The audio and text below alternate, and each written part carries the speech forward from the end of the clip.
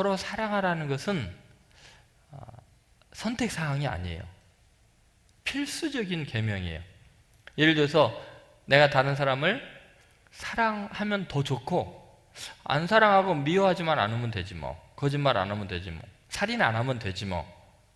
그게 아니라는 거예요. 서로 사랑하라는 것은 새 계명이기 때문에 그걸 안 지키면 모든 것을 잃어버리는 거예요. 주님과의 관계가 깨지는 거예요. 다시 말해서 여러분, 우리가 사랑하느냐 안 하느냐는 신앙의 근본적인 문제예요. 이제 좀 이따 우리가 말씀을 통해서 알겠지만 사랑하지 않으면 우리가 믿고 있는 믿음을 점검해 봐야 돼요. 거짓 믿음일 가능성이 많아요. 사랑만큼 절대적으로 중요한 게 없어요. 그래서 여러분, 예수 믿는 사람이 만약에 사랑이 없는 사람이면 예수 잘 믿는 게 아니에요. 그거 종교의식을 잘하고 있는 거예요. 자기 나름대로 종교적인 의의를 쌓고 있는 거지 예수를 믿는 게 아니에요. 그러니까 여러분, 사랑이 없으면 아무것도 아니에요. 그런데요, 놀랍게도 이 한 가지 계명, 새 계명을 지키면 모든 계명을 이룬 거예요. 다시 말해서 우리 인생에 돈을 많이 벌고 지위가 높아지고 지식이 많아지고 유명한 사람이 되어도 사랑이 없는 사람이면 헛산 거예요. 실패한 인생이에요. 그런데 몸이 아프고 가진 것이 없고 멸시 천대받고 살아도 어떠한 상황에서도 끝까지 사랑하고 있다면, 사랑으로 모든 것을 이겨나가고 있다면, 그래서 사랑을 완성하고 있다면 그 사람은 멸시를 받아도 가난해도 천해도 이미 하나님 보시기에 가장 존귀한 자에게 성공한 사람이에요. 여러분 믿습니까? 그래서 여러분, 이 새 계명은 필수적인 요소입니다. 이것 하나가 모든 것을 결정합니다. 그래서 예수님께서 내가 너에게 새 계명을 주노니 서로 사랑하라고 이야기한 거죠. 근데 여러분, 지금 한국교회가 또 저나 여러분이 새 계명, 예수님이 간절히 주시는 새 계명을 소중히 여겼습니까? 액세서리처럼 생각했죠. 뭐 사랑하면 더 좋고 그렇지 않으면 뭐 할 수 없는 거지. 뭐 큰 죄 안 짓고 미워하지 않으면 되지 뭐. 근데 그게 아니라는 거예요.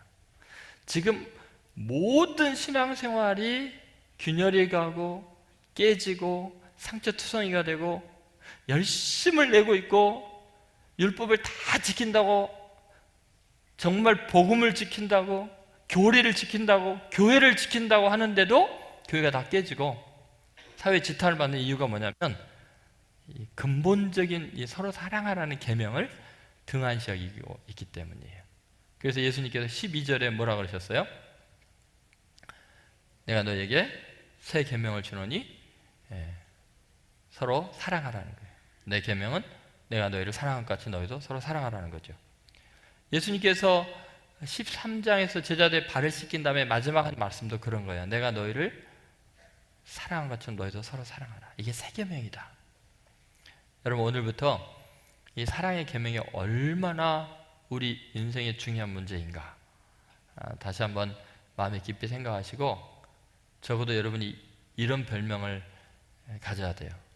저 권사님 사랑의 권사님, 장로님 사랑 많은 장로님, 우리 목사님 사랑 많은 목사님. 이것 없으면 다 허망한 거라는 거예요. 자, 이것이 왜 중요한가 한번 같이 보도록 하겠습니다. 자, 이제 예수님의 소원이 뭔가 한번 생각해 보는데요. 지금 이 만화는 예전에 조선일보라고 여러분이 거기에 뭐 광수생각이라고 있었거든요. 이거 보신 적 있는 분 계세요? 이 광수생각이란 짧은 만화를 보고 제가 너무 웃겨가지고 여러분이 잠깐 소개할 텐데 한번 봐보세요. 아버지가 못생겼죠? 아들도 못생겼어요. 헉 하고 충격을 받았어요. 왜 저렇게 식은땀을 흘리고 있을까요? 그 이유는 죄송해요 아버지, 몇 점 받았어요? 35점. 여러분이 자식이 저렇게 오면 속이 안 뒤집어지겠어요? 이 아버지가 얼마나 훌륭한가 보세요. 이미 받은 점수는 어쩔 수 없고 내일 시험도 50점을 못 넣으면 넌 내 아들이 아니다. 그리고 저 땀 흘리면서 참는 거 보세요. 그런데 여러분, 다음날 오후였어요. 닭도 긴장을 했어요. 오후인데 왜 나가 나오냐. 아버지와 아들이 만났네요? 아버지가 긴장했어요. 그래, 시험은 잘 봤니? 왜 그렇게 아무 말도 않고 있니? 근데 그 앞에 이게 하나 빠졌네요. 지금 넘기는 바람에 아버지가 참자면서 뭐라 그랬어요? 만일 내일도 50점을 못 넘으면 넌 내 자식이 아니다 그랬거든요. 근데 애가 왔는데 아무 말이 없어요. 그래서 너 왜 말을 안 해? 했더니 뭐라 그래요? 학교 다녀왔습니다. 아저씨, 아저씨.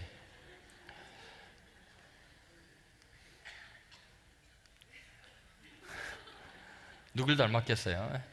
그 아버지, 그 아들이지. 아버지 성적표 뒤집으면 그럴 거예요. 근데 여러분, 제가 이것을 왜 보여주냐면요, 이런 겁니다.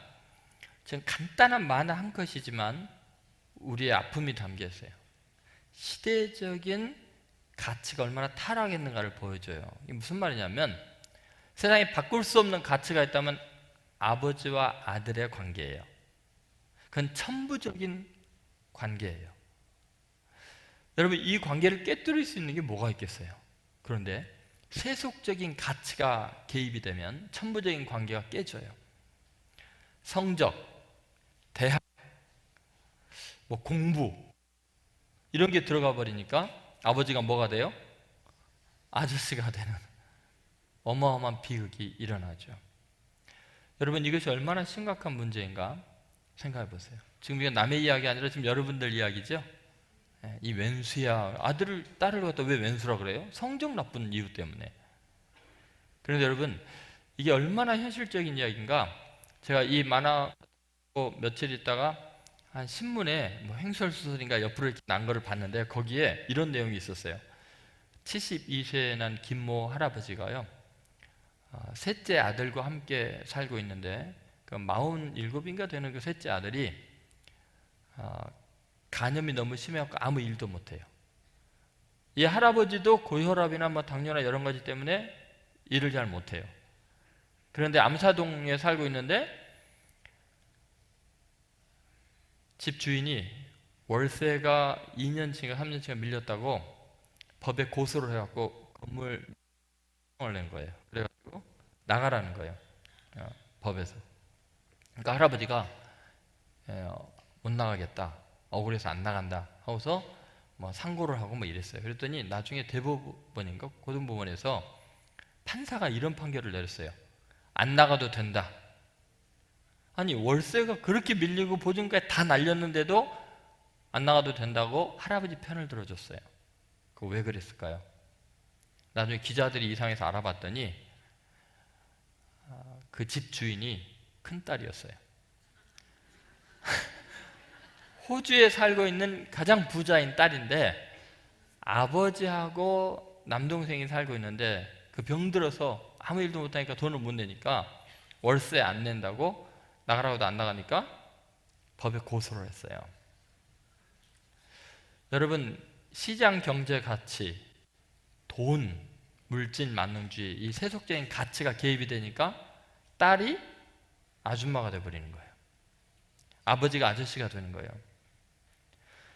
여러분, 이 세속적인 가치, 우리가 가장 중요하고 매일매일 추구하고 그것 있어야 성공하고 그것 없으면 인생이 실패한 것 같고 비교의식에 자책감에 시달리는 학벌, 돈 이런 것들이요, 천부적인 가치를 깨뜨리고 있는 시대에 있어요.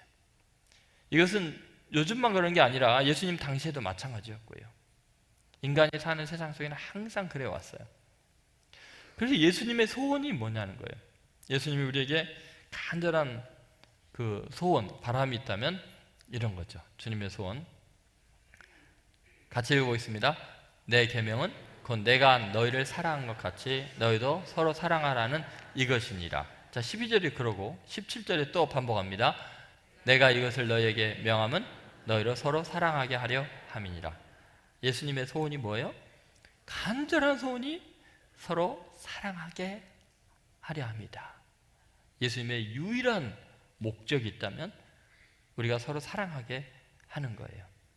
그런데 우리는 이제 서로 사랑하라고 하신 예수님 말씀을 듣고 나면 이 사랑이라는 걸 가지고 또 못된 짓을 해요. 예수님께서 사랑하라 그랬다고 해서 이 사랑을 자기 집착과 혼동을 해요. 지독한 자기 집착, 자기 중심적인 사랑을 사랑이라고 착각하죠. 그래서 미국이라든지 뭐 여러 나라의 살인 사건을 분석해 보면은 그 살인 사건의 원인의 거의 50%가 사랑 싸움이래요. 그래서 신문에 가끔 하다 나요. 뭐 사랑했기 때문에 옛 여인 찾아가서 뭐 살해했다, 뭐 자기 장모 집에 불을 질렀다. 근데 이유가 뭐냐? 사랑했기 때문에, 사랑의 배신감 때문에 이러거든요. 그것은 사랑이 아니죠. 그래서 예수님께서는요, 서로 사랑하라 이렇게만도 말씀하시기가 힘들어요. 그래서 뭐라고 말씀하시냐면 사랑의 모델을 제시해 주세요. 서로 사랑하라 하기 전에 앞에 뭐라고 말씀하시죠? 내가 너희를 사랑한 것 같이. 예수님이 우리를 사랑한 것 같이 분명한 기준, 사랑의 기준, 모델을 제시해 놓고 우리로 하여금 사랑하게 하는 거죠. 그런데 여러분, 예수님이 우리를 사랑한 것 같이라는 그 예수님의 사랑은 어떤 것일까요? 뭐 13절, 14절에 보면 사람이 친구를 위해 자기 목숨을 버리면 이보다 더 큰 사랑이 없다고 하는데, 정말 예수님이 우리를 사랑한 것은 자기 목숨을 버리는 사랑이었어요. 사도 바울은 예수님의 이 말씀을 똑같이 자기 자신의 말로 표현하고 있는데, 에베소서 5장 1, 2절에 보면 우리가 이 사랑을 본받으라고 이야기하죠. 그러므로 사랑을 입은 자녀같이 너희는 하나님을 본받는 자가 되고, 그리스도께서 너희를 사랑하신 것 같이 너희도 사랑 가운데서 행하라. 그는 우리를 위하여 자신을 버리사 향기로운 제물과 생축으로 하나님께 드리셨느니라. 여기 보면은 그리스도께서 너희를 사랑한 것 같이라는 말은 뭐예요? 예수님이 하신 말씀은 내가 너희를 사랑한 것 같이 하고 똑같죠. 서로 사랑하라 하셨는데 너희는 사랑 가운데서 행하라. 서로 사랑하라는 거죠. 그러면 여러분, 예수님이 우리를 사랑하는 것이 여기 뭐라고 나왔어요? 그는 우리를 위하여 어떤 식으로 사랑한 거예요? 그 모델이 뭐예요? 첫 번째는 뭐예요? 사랑은 자신을 버리는 거다. 한번 따라해서 사랑은 자신을 버리는 거다. 여러분, 대부분의 사람들이 사랑한다고 하면서 자신을 버리는 게 아니라 상대편 내 것 만드는 걸 사랑이라고 그래요. 근데 예전에 코미디에서 이경애인가 이거 코미디언 여자가 그 남자 코미디언한테 넌 내 거야 맨날 그러죠. 그게 사랑한다는 표현이에요. 넌 내 거야. 여러분, 돈을 좀 투자하고 시간을 내주고 정성을 들였다고 해서 내가 그를 사랑한다고 하면서 그를 내 것으로 소유하는 것, 그것을 사랑이라고 착각하면 안 돼요. 사랑은 상대편 내 것 만드는 게 아니라 나를 버리는 게 사랑이에요. 나를 버리지 않고 내 시간 조금 버리고 내 물질 좀 버리고 내 정성 좀 버렸다고 해서 사랑한다고 착각하면 안 됩니다. 나 자아가 조금이라도 살아있으면, 자존심이 살아있으면 사랑이 없는 겁니다. 사랑이 식은 겁니다. 사랑이 죽은 겁니다. 나를 버려야 사랑이 될 수 있습니다. 그래서 예수님이 이 땅에 오신 목적이 뭐예요? 마가복음 10장 45절에 인자가 온 것은 섬김을 받으려 온 것이 아니라 도리어 섬기려 하고 자기 목숨을 많은 사람의 대속물로 주려고 왔다. 목숨을 버리는 것이 사랑이에요. 그러니까 여러분, 누군가를 사랑하는 순간 나는 죽어야 돼요.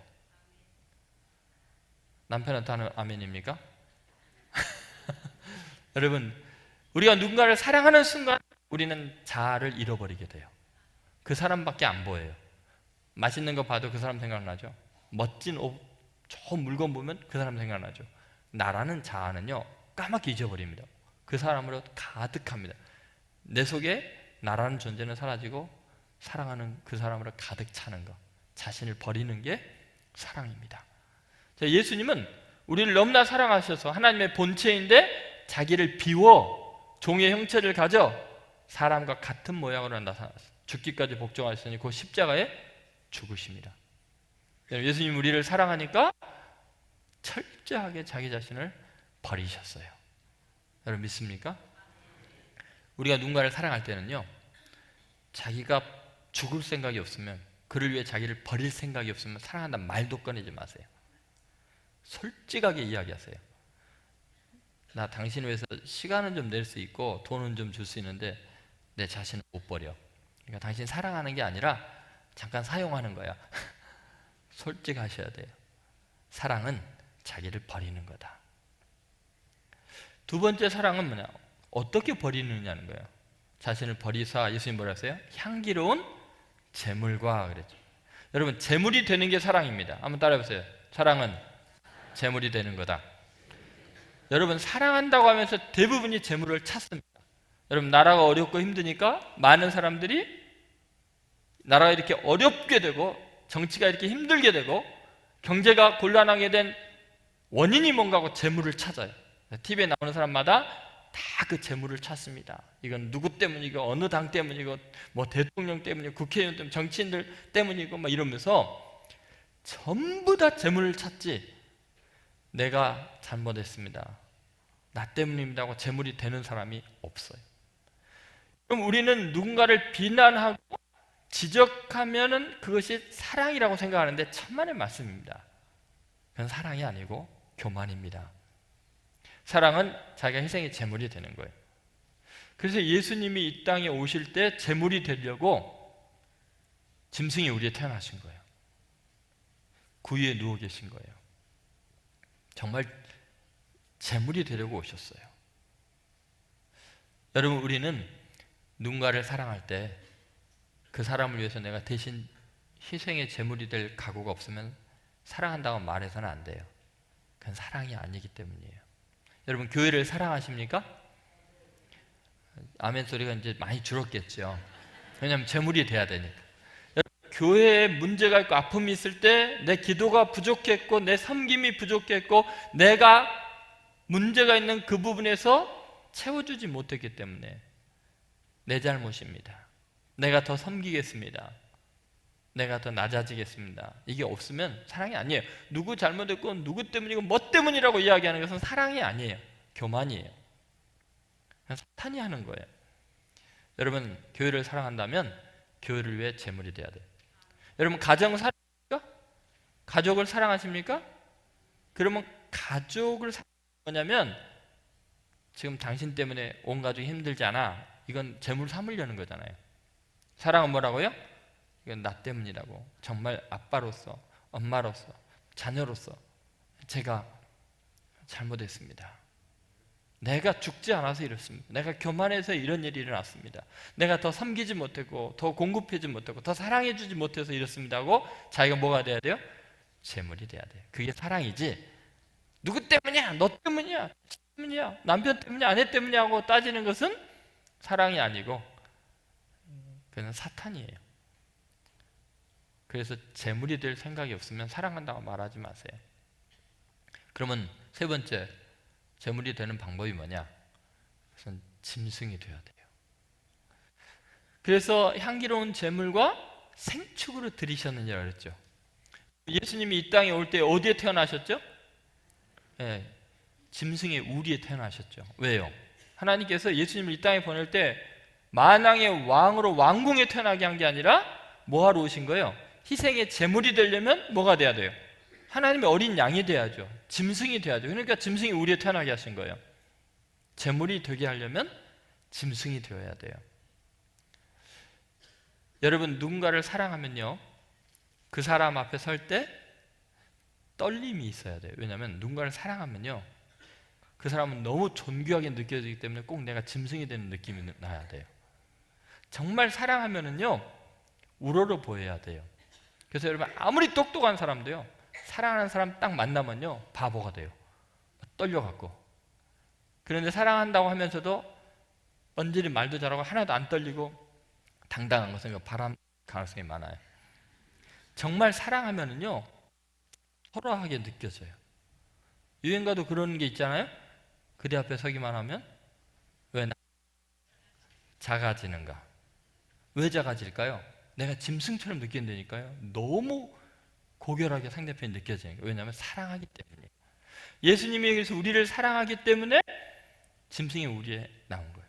세리요한이 예수님을 처음 보자마자 요한복음 1장 29절에 보라, 세상 죄를 지고 가는 하나님의 뭐요? 어린 양이로다. 예수님 태어나시기 730년 전에 이사야가 이사야 53장에 하나님의 어린 양이라고 얘기를 했어요. 희생의 제물이 될. 여러분, 그래서 정말 사랑한다면 내 자신이 그의 앞에서 짐승처럼 낮아져야 돼요. 한 마리의 양처럼 느껴져야 돼요. 여러분, 오늘부터 예수님의 계명대로 사랑하겠습니까? 네. 교회를 사랑하십니까? 교회 들어올 때 짐승이 돼갖고 들어오세요. 들어오면서 매 그러면서 들어오세요. 네? 거기에 쳐들고 내가 온 교회를 심판하고 바로잡으리라 그런 마음이 아니라 나는 여기에 처참하게 제물이 될, 희생의 제물이 될 양입니다. 그 마음으로 들어오면 교회를 사랑하는 거예요. 뉴스를 볼 때 세상 사람들과 이야기할 때 내가 제물이 될 생각해야지 제물 잡을 생각하지 마세요. 겸손하셔야 돼요. 그리스도인들은. 그게 사랑이에요. 여러분, 안양제일교회 성도는 여기 제물만 가득하게 되기 바랍니다. 제물 잡는 사람 많아지면 안 돼요. 한번 옆 사람한테 인사하세요. 매 체면이고 뭐고 다 내려놓으세요. 여러분, 짐승이 무슨 체면이 있어요? 그냥 양이려니, 나는 희생의 제물이려니 내 자신을 버렸노라, 그렇게 생각하세요. 그래서 사랑이 어려운 거예요. 예수님은 이 사랑의 모델이 되시기 위해서 정말 하늘의 영광을 버리고 이 땅에 그 낮고 천한 곳에서 마지막에 벌거벗겨진 채 짐승처럼 가죽이 다 벗겨지고 채찍에 온몸이 상하시고 각이 떠듯이 사지가 못에 박혀서 짐승처럼 희생의 제물이 되어서 우리를 위해 죽으신 거예요. 이게 사랑이라고. 사람이 자기 친구로 해서 목숨을 버리면 이보다 더 큰 사랑이 없다는 것이 바로 그런 말씀이었죠. 그래서 오늘부터 여러분, 예수 믿고 구원받는 건 쉽지만 예수 믿는 자로 사는 것은 대단히 어려워요. 사랑이 없으면 여러분 예수 믿는 게 아니에요. 여러분, 목사라는 타이틀이, 장로라는 타이틀이, 권사라는 타이틀이 믿음 보장하지 않습니다. 사랑이 없으면 전부 다 거짓입니다. 굉장히 교리가 정확하고 똑똑하고 헌신 많이 하고 어마어마하게 헌금하고 교회 일을 혼자 다 해도 사랑이 없으면 아무것도 아닙니다. 맞습니까? 이게 세계명이니까 방법이 없어요. 그래서 여러분에게 제가 권하고 싶은데, 이렇게 예수님처럼 자신을 버리고 재물이 되고 짐승이 될 생각이 없으면요, 위선 버리시고 교회 떠나세요. 절로 가시든지 아니면 돈 닦으러 가시든지 아무런 유익이 없습니다. 여러분에게 교회 와서 분위기만 망칩니다. 여러분, 서로 사랑하라는 이 계명이 참 어려운 거예요. 예전에 유행가 중에 그런 거 있잖아요. 사랑이 무엇냐고 물으신다면 뭐요? 네, 눈물의 씨앗이라고 말하겠어요. 여러분, 눈물의 씨앗 정도면 괜찮겠는데 이거는 짐승이 돼야 되는 거예요. 자기를 버려야 되는 거예요. 그러니까 여러분, 예수 믿지 마세요.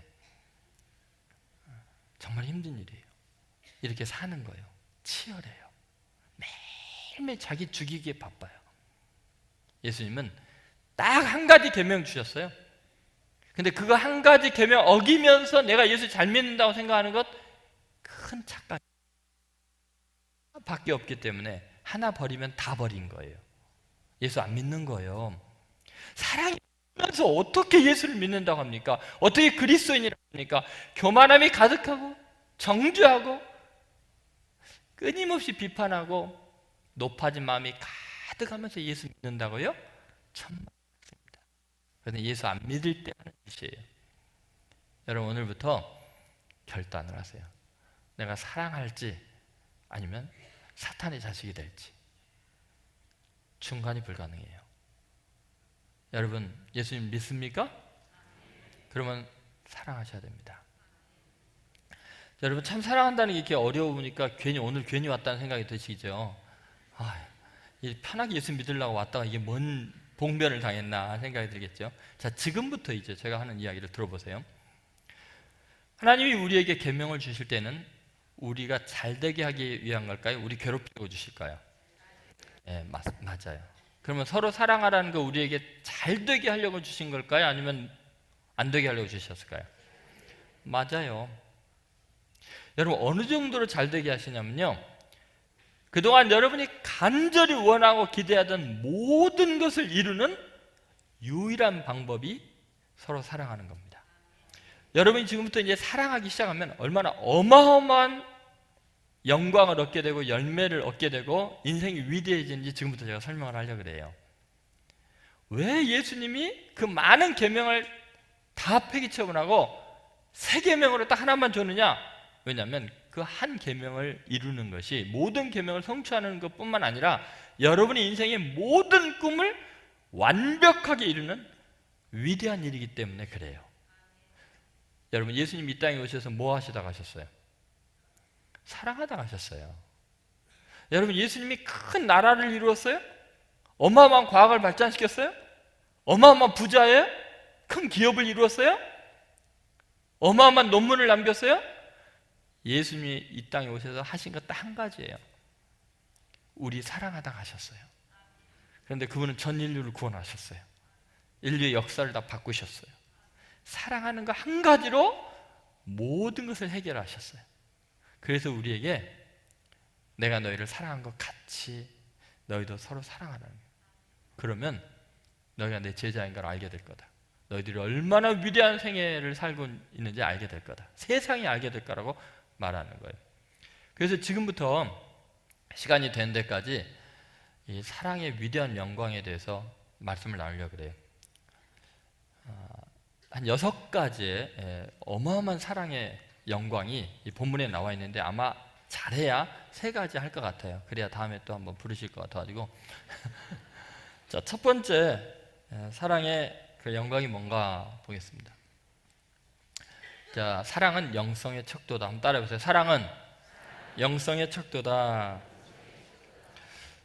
여러분, 사랑의 가장 놀라운 특징 중에 하나가 뭐냐면요, 사랑은 주님과의 관계를 결정합니다. 한번 옆 사람한테 이야기해보세요. 사랑은 주님과의 관계를 결정합니다. 자, 14절 말씀 같이 읽어보겠습니다. 시작. 너희가 나의 명하는 대로 행하면 곧 나의 친구라. 자, 너희가 나의 명하는 대로 행하면 했을 때 예수님이 명한 것이 뭐예요? 뭐 하는 거예요? 서로 사랑하라는 거예요. 그죠? 내가 너희를 사랑해서 너희도 서로 사랑하. 그러면 우리가 서로 사랑하면 뭐라고요? 곧 누구의 친구예요? 예수님의 친구. 여러분, 친구 관계라는 것은 세상에서 가장 오래된 밀접한 관계죠. 친밀한 관계예요. 여러분, 이 친구 관계라는 것은 정말 가까운 사이를 말해요. 어떤 사람이 여러분 영성이 깊다라는 것은 뭘로 알 수 있을까요? 여러분, 영성이 깊다는 것은 한마디로 신적 친밀도가 굉장히 가깝다는 거예요. 이 사람 영성이 참 깊어요. 그러면 하나님과 굉장히 가까운 사이예요. 이런 거잖아요. 그럼 여러분, 우리는 어떤 사람이 정말 영성이 깊은 사람일까요? 어떤 사람이 하나님과 가장 가까운 사이일까요? 여러분, 깊은 기도의 사람, 영성이 깊은 사람이죠. 그런데 여러분, 깊은 기도의 사람일지라도 하나님과 관계가 없을 수 있어요. 다른 종교의 기도 생활을 보면요, 우리 기독교인들은 따라갈 수 없을 만큼 깊은 기도들을 해요. 여러분, 모슬림 사람들만 해도 그렇잖아요. 세계 어디에 가나 하루에 5번씩 자리 깔고 그냥 메카를 향해서 기도를 간절히 하죠. 여러분, 불교인들 100일 기도, 1000일 기도, 여러분 지금 특세 며칠 했다고 지금 다 비글비글 하지 않아요?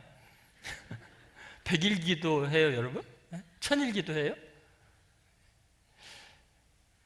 여러분, 기도가 영성을 보장하지 못합니다.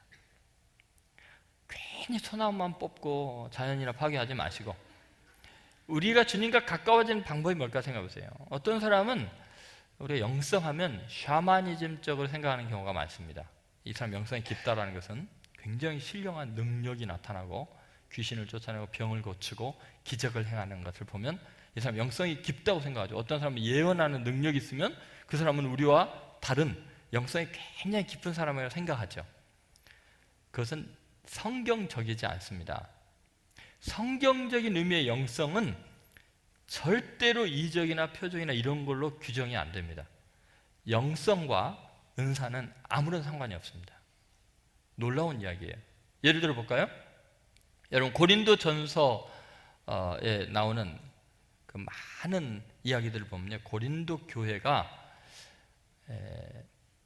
얼마나 타락했는지 상상을 초월할 정도입니다. 바울은 고린도 교회 때문에 눈물의 편지를 쓸 정도로 상처를 많이 받았어요. 그 고린도 교회는 항구 도시였기 때문에 굉장히 세속적인 가치가 가득했고 만나면 싸웠어요. 바울파, 아볼로파, 그리스도파, 개바파 해가면서 계속 깨어졌었고요. 심지어 자기 아버지의 아내와 음행을 할 정도니까, 아버지에게는 벌써 아내가 몇 명이 있는 거고 자식이 그 중에 한 여자와 관계를 할 정도로 교회 안에 타락한 교회였어요. 그런데 여러분, 놀랍게 고린도 전서 12, 13, 14장을 보면은 성령의 은사에 대한 이야기가 너무너무 많이 나와요. 왜 그러냐면 바울의 다른 서신을 보면 성령의 은사에 대한 이야기가 그렇게 많이 없어요. 고린도서에만 그렇게 많아요. 그 이유가 뭔지 아세요? 고린도 교회는요, 성령의 능력이 너무 많이 나타나는 거예요. 막 예언을 하고 귀신을 쫓아내고 방언을 하고 통역을 하고, 그럼 굉장히 성령 충만한 교회일 것 같잖아요. 그런데 바울이 세운 교회 중에서 가장 타락하고 가장 못된 교회가 고린도 교회예요. 무슨 말이냐면 성령의 은사가 많다는 것은 그들이 영성이 깊다는 게 아니고, 그만한 기적과 능력이 특별하게 안 나타나면 영적인 세계에 하나님에 대해서 도저히 돌이킬 수 없을 만큼 세속화되고 타락했기 때문에 더 많은 기적과 더 많은 능력이 나타나지 않을 수가 없었던 거예요. 다시 말해서 이적과 많은 신비한 은사들은 영성을 보장하는 게 아니고 하나님의 은혜일 뿐이에요. 하나님의 은혜가 큰 거예요. 은사들은 다 소중하지만 은사를 받은 사람이 위대한 게 아니라 은사를 준 분이 위대해요. 자, 여러분 생각해 보세요. 어떤 거지가 앉아 있어요. 근데 그 거지가 앉아서 구걸을 하는데 너무 불쌍하니까 지나가던 그 어마어마한 그 부자가 1억 원을 지어주고 갔어요. 이것 갖고 신세 펴라고. 그러면 여러분, 거지가 1억을 딱 받으면서 이제야 내 가치를 인정하는구만, 내가 얼마나 위대한 사람인지 이제 알아보는만 그러겠어요? 여러분, 거지는 거지예요. 누가 훌륭한 거예요? 주신 분이 위대한 거지, 받는 사람이 위대한 건 아니에요. 만약에 거지가 그렇게 생각하면 정말 한심한 거예요. 근데 여러분, 하나님의 은사를 받은 사람들이 똑같아요. 지금 큰 은사를 준 이유는 너무 불쌍해서 준 거예요. 너무 부족하니까 준 거예요. 그거 없으면 못 사니까 준 거예요. 그 은사마저 없으면 아무것도 자랑할 것이 없는 인생이니까 그거라도 줘서 조금이라도 영적인 세계를 맛보게 하려고 주신 거예요. 그 사람 존재 자체와 은사는 아무 상관이 없어요. 여러분, 사랑은 유일한 영성의 표지예요. 사울 왕이 예언을 하는 자 중에 있었지만 즉시로 악령을 받잖아요. 여러분, 은사와 영적인 상태는 아무 상관이 없었어요. 그거는 주신 분의 능력일 뿐이에요. 더 심각한 것이 예수님께서 산상보훈을 하신 다음에 그런 말씀을 하셨습니다. 한번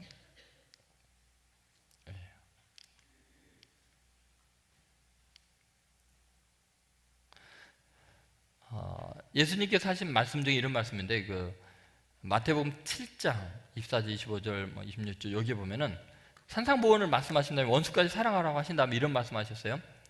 그날에 많은 사람이 내게 와서 이르기를 주여 주여 우리가 주의 이름으로 선지자 노릇하며 주의 이름으로 귀신을 쫓아내며 주의 이름으로 많은 권능을 행하지 아니하였나이까. 자, 이건 무슨 말이에요? 주의 이름으로 이런 일을 행했다는 것은 주님과 아주 밀접한 관계 속에 있다는 것을 보장하고 있다고 착각하고 있는 거죠. 그때 예수님께서 뭐라 그랬어요? 불법을 행하는 자들아 내게서 떠나가라. 그 다음 뭐라 했어요? 내가 너희를 도무지 알지 못하노라. 여러분, 사랑이 없으면요, 원수까지 사랑하라는 그 주님의 사랑, 그 사랑이 없으면 나는 너희를 도무지 알지 못한다. 너가 아무리 대단한 능력과 권능을 행해도 그건 영성과는 상관이 없다, 그런 거죠. 그래서 고린도전서 13장에 보면은 예수님께서 이렇게 이야기를 하신 거죠. 자, 같이 읽어보겠습니다. 사랑은 언제까지든지 떨어지지 아니하나 예언도 패하고 방언도 그치고 지식도 패하리라. 우리가 부분적으로 알고 부분적으로 예언하니 온전한 것이 올 때는 부분적으로 하던 것이 패하리라 그랬습니다. 여기 보면은, 자, 시간적으로 사랑은 영원해요, 그죠? 절대 떨어지지 않아요. 그런데 예언도 패하고 방언도 그치고 지식도 패하리, 이거 다 시간적인 제약이 있다는 거예요.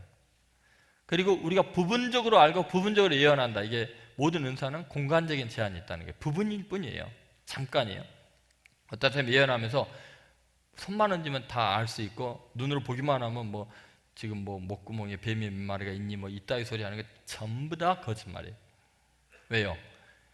하나님은 굉장히 인격적이신 분이기 때문에 다른 사람의 허물과 죄를 다른 사람이 쉽게 보게 하지 않으시는 분이에요. 몰래카메라 아무데나 설치해서 남한테 보게 하시는 분이 아니에요. 무슨 말인지 알겠어요? 부분적으로 어쩌다 특별히 예외된 경우로 그의 과거나 미래에 대해서 이야기하실 수는 있지만 그거는 아주 극소수의 일이라는 거예요. 항상 그럴 수 있다고 생각하면 그거는 100% 사기꾼이지 은사받은 자가 아니죠. 온전한 것이 올 때는 부분적으로 하던 것이 폐하리야. 이 온전한 바로 사랑이죠. 그러니까 여러분, 주님께서 우리에게 서로 사랑하라 이 말은, 너희가 나의 말한대 행하면 곧 나의 뭐요? 친구라. 나랑 가장 가까운 사이가 될 거다. 그러니까 왜 사랑하라 그랬냐면은 주님이 우리와 친밀한 관계를 유지하기 위해서요. 너가 누군가를 사랑하면 그것이 가장 영적인 일이고 나랑 가장 가까워지는 일이다. 그러니까 여러분이 기도하고 봉사하고 섬기는 것보다 더 중요한 게 뭐냐면 우리가 누군가를 뜨겁게 사랑하면 예수님과 가장 친밀한 관계에서 영적으로 아주 깊은 관계가 된다는 것을 잊지 않으셔야 돼요. 그러면 여러분, 교회에서 여러분이 제일 조심해야 되고 두려운 존재가 누구냐면 사랑 많은 사람이에요. 사랑 많은 사람 누구의 친구예요? 예수님 친구거든요. 여러분, 친구 함부로 돼 있다가 그 친구한테 혼나요. 친구 잘해주면 그 친구한테 대접받아요. 예수님과 친한 사람에게 여러분이 잘 보여야 돼요. 사랑이 많다고 무시하고 함부로 대해도 된다고 생각하면 큰 오산이에요. 사랑 많은 사람이 상처받으면요 큰일 나요. 그러니까 여러분, 예수님의 친구에게 잘해 주셔야 돼요. 교회에서 가장 존경할 사람이 누구냐? 사랑 많은 분이에요. 영적으로 가장 깊이가 있는 사람이고 하나님과 가까운 사람이니까 사랑 많은 사람을 여러분 어떻게든지 잘 보이고 친구에게 좀 잘 말해주세요. 제 기도 제목 좀 부탁합니다. 그래야 돼요. 아셨죠? 지금 이렇게 이야기하면 떠오르는 사람이 있나요?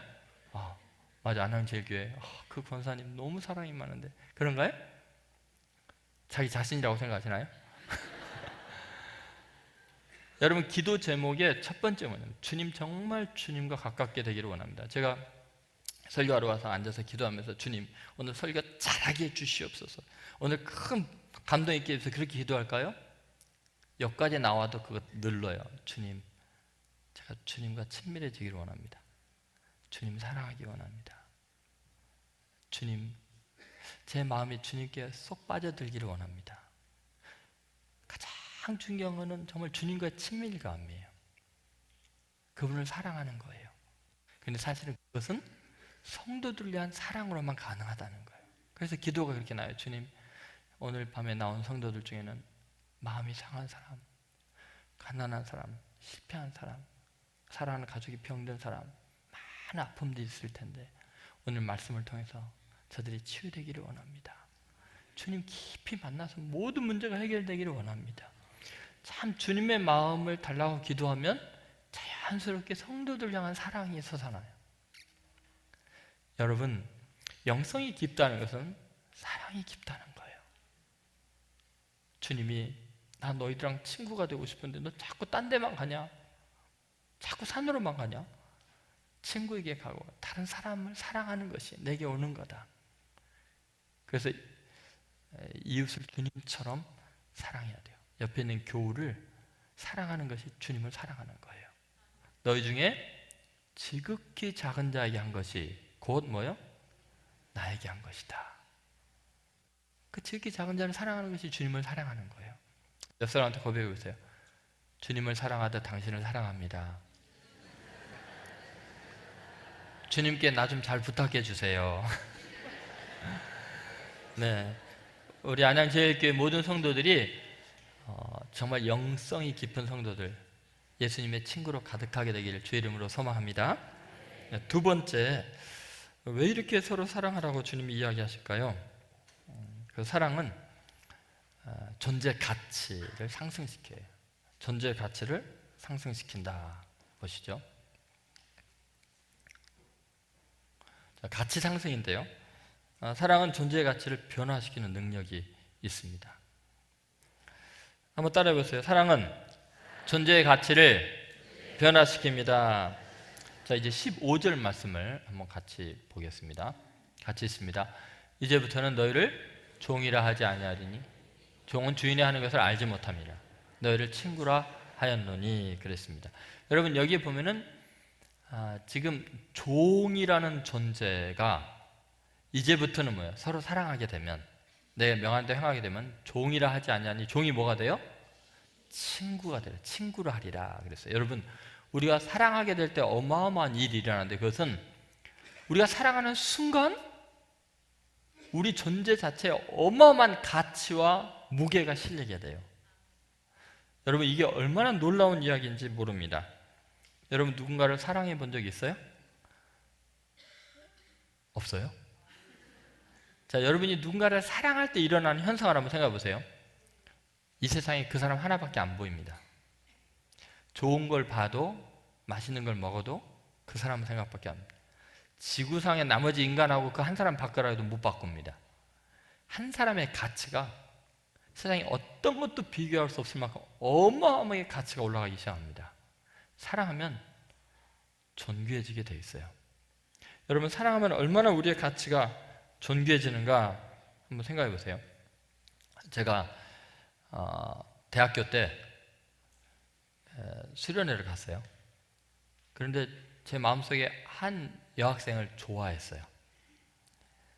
나중에 저런 자매와 같이 하나님의 일을 하면서 평생 같이 살면 얼마나 좋을까. 근데 저는 가난하고 못생겼고 초라해서 연애 못할 줄 알았어요. 아무도 나 좋아하지 않을 줄 알았어요. 그래가지고 마음으로만 끙끙 앓고 있었어요. 그런데 간식 시간인데 사과를 나눠줬어요. 사과를 나눠줬는데 이 여학생이 저쪽에 앉아있다가 사과를 보더니 배가 불렀는지 어떤지 저를 보더니 동천아 이 사과 넘어가고 사과를 슉 던져줬어요. 빨간 사과인데 하트가 날라오는 거 있죠. 그 사과를 딱 받아들이는 순간 가슴이 쿵덩쿵덩 하면서 왜 나한테 하트를 던졌겠어? 나를 사랑하는 게 틀림없어. 그 다음부터는요 그 하트를 지켜야 되잖아요. 수련회 내내 강사가 무슨 말 하는지 하나도 안 들리고 이 쐐기에다가 이 사과를 넣고 끌고 다니면서 이 사과를 지켜야 되잖아요. 수련회 막 끝나길 기다렸죠. 그 다음에 유흥으로 사과를 바짝바짝 닦았더니 광이 나는 거예요.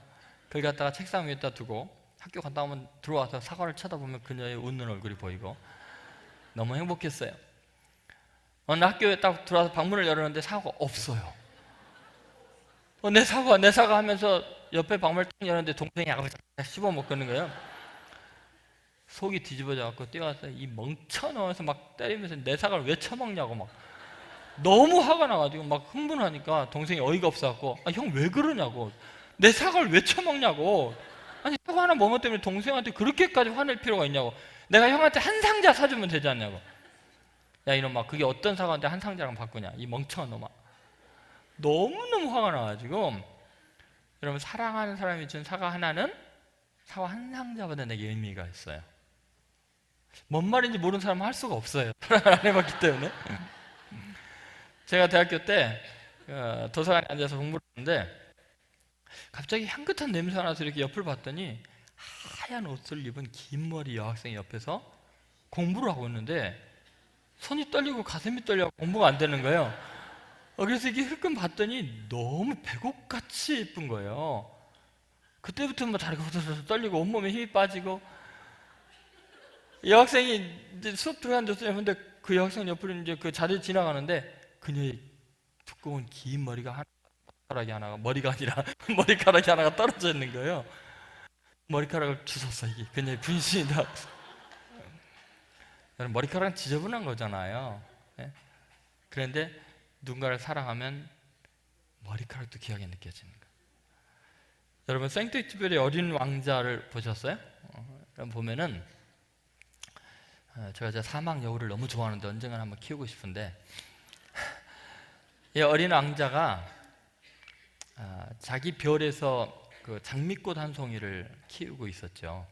그리고 그 장미꽃에 바람을 막아주고 벌레를 잡아주고 뭐 비를 막아주고 투정을 다 들어주고, 자기는 세상에 하나밖에 없는 꽃을 가지고 있는 최고 부자라고 생각했고 너무너무나 행복하게 지내려고 하는데, 이 장미꽃이 너무너무 자기를 괴롭히는 거예요. 막 계속 잔소리하고 막 불평하고 이러니까 나를 사랑하지 않나 보다 하고서 떠나요, 거기를.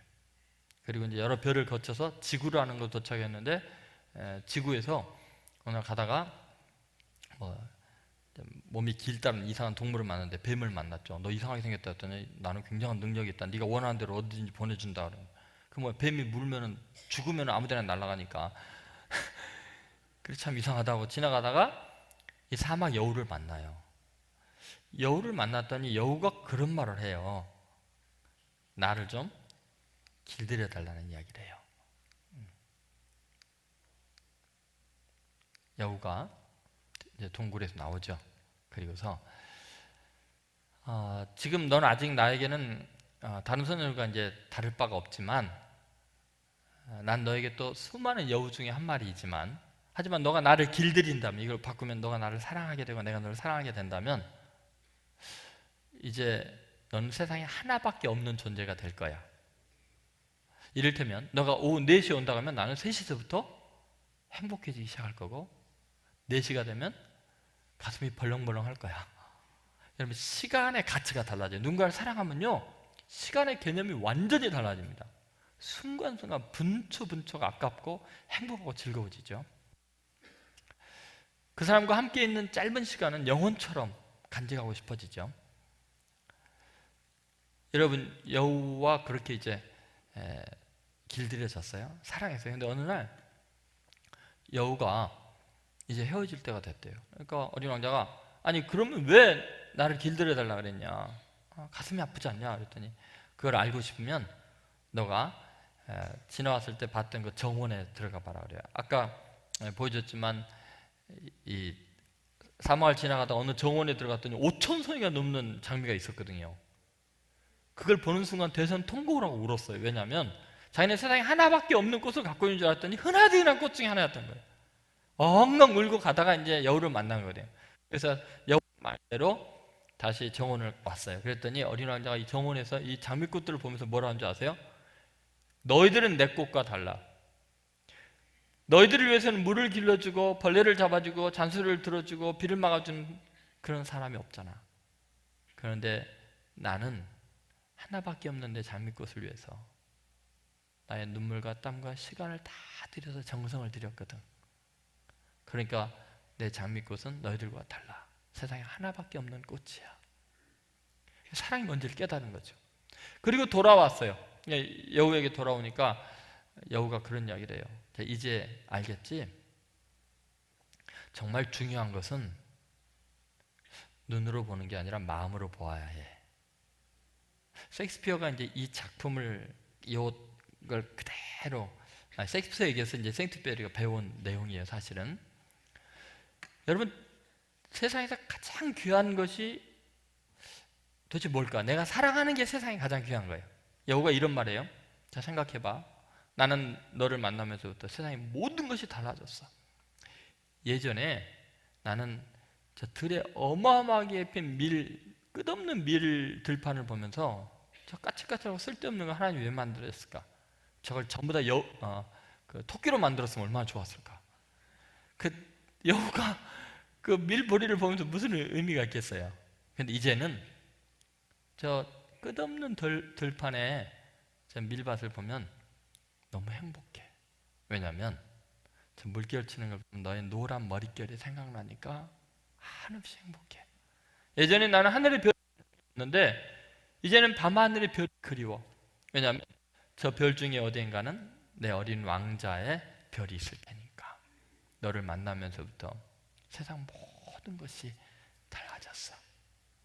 여러분, 우리가요 누군가를 사랑하면요 그 사람의 가치만 달라지는 게 아니라 그 사람과 연관된 모든 세상이 어마어마한 가치를 지닌 것으로 바뀝니다. 다 설레이는 것으로 바뀝니다. 여러분, 예전에 사랑하는 사람과 함께 늘 찾아다녔던 작은 찻집이 있습니까? 허름한 찻집. 그런데 그 찻집 옆에 어마어마하게 큰 빌딩에 화려한 레스토랑이 있어요. 세워졌어요. 어느 날 그 앞을 지나가면서 여러분은 어디를 지날 때 가슴이 설레일까요? 화려한 레스토랑보다는 사랑하는 사람과 함께 있었던 그 공간이 가슴을 찡하게 하고 눈물이 핑 돌게 하고 내 생의 가장 소중한 곳이 되는 거예요. 여러분, 사랑은 모든 것을 바꾸어 놓습니다. 위대하게 만듭니다. 예수님께서 우리에게 서로 사랑하라고 하는 것은 종이 친구가 되는 존재에 갖고는 어마어마한 능력이 있기 때문에 그래요. 예를 들면 구약 성경에 보면은 성경의 원리가 그래요. 어떤 노예가 주인을 너무 사랑해서 이제 희년이 되어서 나가야 되는데 자유인이 될 수 있는데 주인을 너무나 사랑하기 때문에 나가지 않겠노라 하면은 그 종을 데려다가 어떻게 하죠? 문설주에 가서 귀에 성교서로 구멍을 뚫죠. 그러면 이 사람은 영원히 이 집의 종이다, 그런 표시라는 거예요. 그래서 귀고리가 그렇게 시작이 된 거예요. 나는 사랑의 영원한 노예입니다 라는 표시죠. 여기도 노예들이 좀 많긴 하네요. 여러분 한번 생각해 보세요. 그러면 무슨 일이 일어나냐면요, 그렇게 주인을 사랑해서 자유를 포기하고 그 집에 머무는 영원한 노예는 주인이 죽을 때 자식이 하나처럼 재산의 일부를 상속하게 돼 있어요. 예를 들면 아브라함의 종 엘리에셀이 그런 사람이죠. 여러분, 노예에도 사랑하면 자식처럼 존재의 가치가 달라져요. 신약 성경도 마찬가지죠. 지금부터 2000년 전의 문헌이죠. 빌레몬서에 보면 오네시모라는 노예가 있어요. 그 오네시모라는 노예는 아마 소년 때 노예로 잡혀와가지고 비참한 인생을 살다가 주인에게 반항하고 아마 못된 짓을 하고 그래갖고 로마 감옥에서 죽을 날을 기다리고 있었던 것 같아요. 거기서 사도 바울을 만났죠. 하나님의 놀라운 사랑을 경험하게 되죠. 그리스도 예수 안에서는 종이나 자유인이나 헬라인이나 유대인이나 남자나 여자나 차별이 없느니라. 그리스도 예수 안에서 새로운 피조물이 되었다는 어마어마한 복음을 듣고요, 주인과 자기에게 복음을 전해준 바울을 너무너무나 사랑하게 돼요. 정말 지성으로 섬기게 돼요. 그러니까 바울이요 그 사랑에 감격이 갖고 주인인 빌레몬에게 편지를 쓴 내용이에요. 내가 감옥 안에서 낳은 아들 오네시모를 이렇게 표현을 해요. 여러분, 오씨와 바씨는 아무 상관이 없거든요. 그런데도 내가 낳았다고 그러잖아요. 내가 낳은 아들이라 그러잖아요. 여러분, 노예고 죄수를 사도가 아들로 바뀌는, 왜? 사랑하니까. 그러다가 바울이 아니다 너가 그를 영접할 때 형제 중 하나로 영접해라. 노예를 주인에게 형제로 영접하래요. 그러다 또 아니다 너가 그를 영접할 때 나를 영접하더라. 스승, 사도를 영접하듯이 자기 노예를 영접하래요. 그는 내 신복이다. 이 말은 그는 내 심장이라고 헬라어로 돼 있어요. 내 심장이다. 쓸모없는 노예가 바울의 심장 같은 존재가 되었어요. 그리고 세월이 50년이 흘렀어요. 고대 어느 문헌에 보니까 골로새 교회 초대 감독이 오네시모예요. 로마 시대에 짐승 취급을 받고 재산의 일부를 취급받았던 노예가 사랑하니까 사도가 되잖아요. 여러분, 사랑하면 그때나 지금이나 가장 존귀한 자가 될 수밖에 없어요. 실제로 우리의 삶의 현장에서도요, 우리가 사랑하게 되면 이제 얼마나 존귀하게 되는지 여러분이 한번 테스트를 해보세요. 정말 세상이 신비로워지기 시작합니다. 어마어마한 기적들이 일어나고 사람들이 존귀해지기 시작합니다. 제가 학교를 다닐 때였어요. 한 분식점에 아주머니가 빼빼 마른 분이 있었어요. 근데 그 아주머니는 과부였고 대학교 다니는 딸 둘과 살고 있었고, 그 공간이 되게 좁은데 거기서 몇백 명이 되는 그 신학생들의 그 분식을 뭐 라면, 떡만둣국 뭐 이런 거, 칼국수 이런 것들을 만들어서 파시는데, 무더운 여름날에 땀을 비 오듯이 흘리면서 그 좁은 공간에서 그 장사를 하시는 거예요. 근데 너무 빼빼 말랐고 너무 작아요. 항상 밝으시고요. 제가 여름에 이제 라면을 먹으려고 갔다가 너무 고생하시는 것 같아서 옆에 분식점에 가서 이제 시원한 음료수를 하나 사서, 집사님 이거 하나 드시고 일하세요. 너무 더우시죠? 그리고 라면 하나 부탁합니다. 그랬거든요. 조금 이따 라면 가져가세요 하고 라면이 나왔는데 정체불명의 요리가 나왔어요. 거기에 라면 위에 떡이 들어갔고 계란이 들어가고 김가루 들어가고 만두가 들어가고 그 집에 있는 모든 재료가 다 들어가고 참기름이 범벅이 되고 깨가 뿌려져 있고, 그래서 제가 집사님 뭐 다른 걸 내주시는데 저 라면 시켰는데 그냥 먹으라고. 그래서 가지고 와서 먹으려고 하는데 참기름 냄새가 진도가 나니까 옆에 있는 친구 전사님이 이렇게 보더니 그거 뭐 시키면 그게 나오냐? 그래서 라면. 그랬더니 나도 라면 시켰는데 그 뭐 특라면이냐? 그래서 아니 라면. 그럼 며칠 있다 이제 가는데 그때 해태 제과에서 호박이 몸에 좋다는 이제 막 연구가 나오니까 호박죽을 캔으로 만들어 갖고 판매를 했어요. 그래서 그 집사님 너무 몸이 약하시니까 제가 이제 분식점 아주머니에게 저 호박 캔 한 상자 얼마냐 그랬더니 7,900 얼마가 그렇대요. 그래서 호주머니 돈을 뒤집으니까 6,000원 얼마밖에 없어요. 돈이 좀 모자라서 다음에 제가 갖다 드릴 테니까 저 분식점 아주머니 퇴근할 때 이거 좀 전해주라고. 왜 직접 안 전해주냐? 그래서 사연이 있다고. 생각해보세요. 음료수 하나 줬는데 이상한 요리가 나오는데 그거 하다 면 뭐가 나오겠어요? 그래서 다 이유가 있다고. 나중에 퇴근할 때 그냥 전해달라고. 그리고 이제 며칠 있다가 그 분식점을 갔어요. 그랬더니 그 집사님 보자마자 뛰쳐나오셨어요. 저를 꽉 붙잡았어요. 근데 지금도 궁금한 게 분명히 음식밖에 못 나오는 구멍이었는데 통로가 어디가 있었는지 어느 순간에 나왔어요. 그래서 저를 딱 붙잡더니 하는 말씀이 전사님이 범인이죠 그러는 거예요. 그래서 잘못한 거 없는데 거짓말하지 말라고 큰 소리로 그러니까 주위에 음식 못하는 다 쳐다보잖아요. 창피해 죽겠는데. 그러면서 뭐 7,000원도 없어가지고 말이지, 빚지는 주제에 뭐 이런 거 샀냐 그러면서 앞치마에서 돈을 한 뭉텅이를 꺼내는데 뭐 10,000원짜리고 뭐 5,000원짜리 막 잔뜩 잡혔는데 이걸 막 저한테 쑤셔 넣는 거예요. 내가 왜 이러시냐고 말리니까 돈이 오가니까 사람들이 저 뭔 일이 있구나. 그래서 창피해가 갈 수 없이 받았어요. 집에 와서 세어보니까 몇십만 원이에요. 야, 돈 버는 방법도 가지가지다. 그리고 이제 어머니 날이 되는데 저희 어머님이 저 대학교 2학년 말에 돌아가셨거든요. 근데 어머니 생각을 하다 보니까 그 집사님 생각이 나는 거예요. 그래서 농협에 가서 토종 꿀단지 조그만 걸 하나 샀어요. 그리고 이제 집사님 찾아가서 집사님 몸이 그렇게 약하셔서 우리를 어떻게 만들어 주겠어요? 이거 토종 꿀인데요.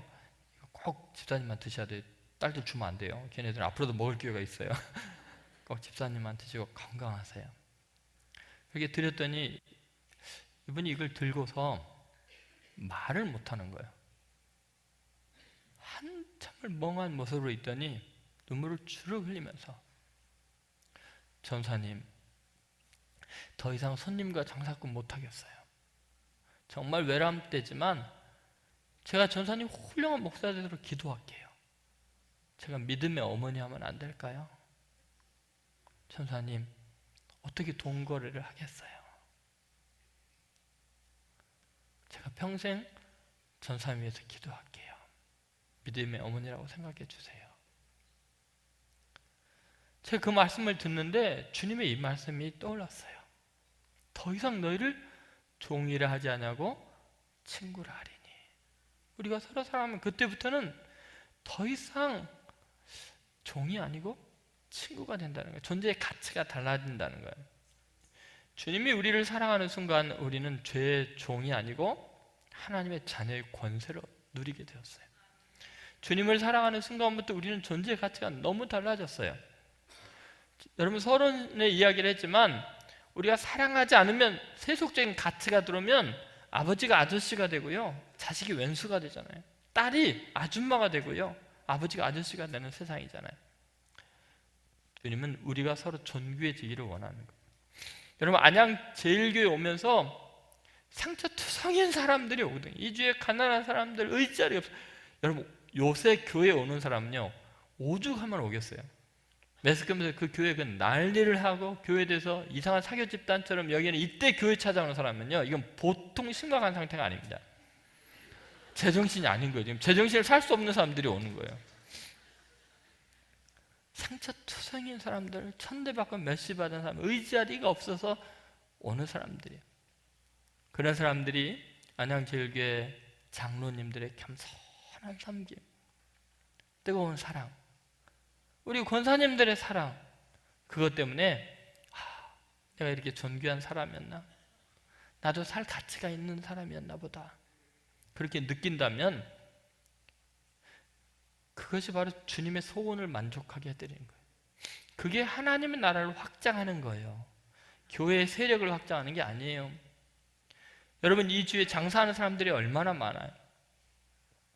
장사하는 사람들 중에 사연이 얼마나 많겠어요. 자식들 교육시키랴, 남편 아파서 아주머니 혼자서 일하랴, 건물마다 수많은 건물이 있는데 거기 청소하는 아주머니들 얼마나 팔다리가 아프겠어요. 허리가 아프시겠어요. 누가 그러고 싶겠어요? 여러분 그런 분들 만날 때마다 따뜻한 차 한잔, 홍삼 꿀차 뭐 이런 거 좀 따뜻한 거 하나 사다가, 추운데 좀 따뜻한 한 잔 마시면서 일하세요. 아무 관계없는 사람들이. 콩나물 파는 아주머니 지나가면서 상하기 직전인 걸로 주세요. 제가 안 상하면은 못 팔 것들이 있으면 주세요. 그리고 1,000원짜리 1,000원어치 콩나물 사면서 호빵 맥주 사다가 따뜻할 때 드세요. 주면서 산다면 겨우 몇천 원이잖아요. 그분은 아마 한 달 내내 행복할 거예요. 세상 참 따뜻하다. 나를 사람으로 봐주는 사람이 있구나. 아주 살만한 가치가 있다. 용기를 내야겠다. 세상이 참 아름답구나. 그게 하나님 나라의 영광이에요. 예수님이 우리에게 서로 사랑하라고 했지, 너 교리 정확하게 알아라, 너 뭐 대단한 복음의 기수가 되라, 교회를 크게 확장시켜라, 위대한 일을 행해라, 뭐 장관이 되어라, 유명한 대학에 들어가라, 그게 계명이 아니라니까요. 여러분 부자가 되는 것보다 더 중요한 건 사랑하는 거예요. 높아지는 것보다 더 중요한 것은 낮아지더라도 성공한 거예요. 사랑을 위해서라면 다 희생할 수 있어야 돼요. 왜냐하면 그게 가장 위대하기 때문이에요. 그래서 우리의 존재 자체를 바꾸는 능력이기 때문이에요. 여러분 교회에 하나님께서 우리에게 일을 맡기는 이유는 여러분의 능력과 재능을 통해서 위대한 일을 하기 위한 게 아니라 사랑할 기회 주려고 우리에게 일을 맡긴 거예요.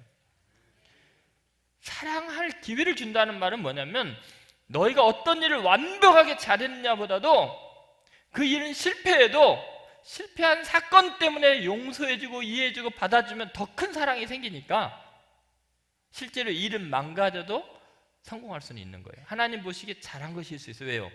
일이 망가졌는데 더 사랑하잖아, 더 이해해주고 더 용서하잖아요. 그러면 사탄은요 일 망하게 해놓고 실패하는 거예요.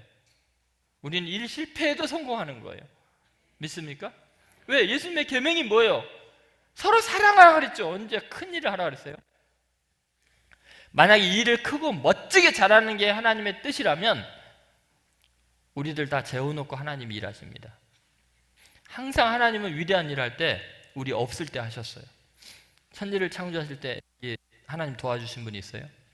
자금 대준 분이 있어요? 설계도 주신 분이 있어요? 하나님은 절대적으로 중요한 일을 할 때는 인간이 항상 방해를 하기 때문에 인간은 없을 때 합니다. 그래서 인간을 만들기 전에 천지를 창조하셔요. 인간 만들어 놓고 천지를 창조했으면 천지가 엉망이 됐을 거예요. 간섭을 하니까, 지가 하나님 일을 한다고 하니까. 여러분 하와를 만들 때 하나 있는 인간 어떻게 했어요? 재워버렸어요. 그 간섭하고 이렇게 만들라 저렇게 만들라 지가 성형수술 하려고 그러면 큰일 나거든요. 완전히 재워버렸어요. 그건 무슨 말이냐면요, 우리가 하나님의 일을 하는 것은 사랑하는 거지 일을 잘 이루는 게 아니에요. 단기선교팀 가서 뭐 하실래요? 비전 트립하고 구경하고 올래요? 아니면 엄청난 퍼포밍 아트를 보여주면서 그들을 감동시킬래요? 그들을 사랑하고 오는 거예요. 대원들끼리 서로 사랑하다가 오는 거예요. 실수하고 못하고 잘못한 사람들을 더 불쌍히 여기고 얼마나 마음이 아플까. 저 사람 저러고 싶었을까. 이해해주고 감싸주고 더 축복해준다면 그게 성공이에요. 여러분, 안양제일교회 아픔 있고 상처가 있죠. 하나님은 완벽한 세상을 원하지 않는다니까요. 완벽한 세상을 원하면 왜 제자들, 그 실수투성이들을 제자로 뽑았겠어요? 주님은 실수하면서 서로 용서하는 법을 가르치는 거예요. 사랑하는 법을 가르치는 거예요. 교회는 완벽한 공동체가 아니라 사랑하는 공동체예요. 큰 일하는 공동체가 아니라 사랑하는 공동체예요. 오늘부터 우리 안양제일교회는 전부 다 예수님 친구만 있게 되기를 바랍니다. 사랑함으로 서로 존귀해지게 되기를 바랍니다. 오늘 집에 가서 회개하셔야 돼요. 여러분 남편들 여러분들이 얼마나 기죽었어요. 회사에서도 사람 취급 못 받지, 집에 오면 완전히 짐승 취급받지, 밥벌레 취급받지. 여러분 자녀들 얼마나 성적 때문에 그동안 사람 대우 못 받았어요. 여러분 회개하셔야 돼요. 자녀 사랑하라 그랬지 자녀 대학 보내라고 계명이 어디 있어요? 그 아이는 그 아이대로 그대로 사랑스러운 존재예요. 하나님의 작품이에요. 그를 존귀하게 만들어 주세요. 상처 주지 마세요. 사랑하면 위대해질 거예요. 여러분 오늘 이 말씀이 여러분의 삶을 완전히 바꾸게 되기를 바랍니다. 방향도 바꾸고 가치관도 바꾸게 되기를 바랍니다.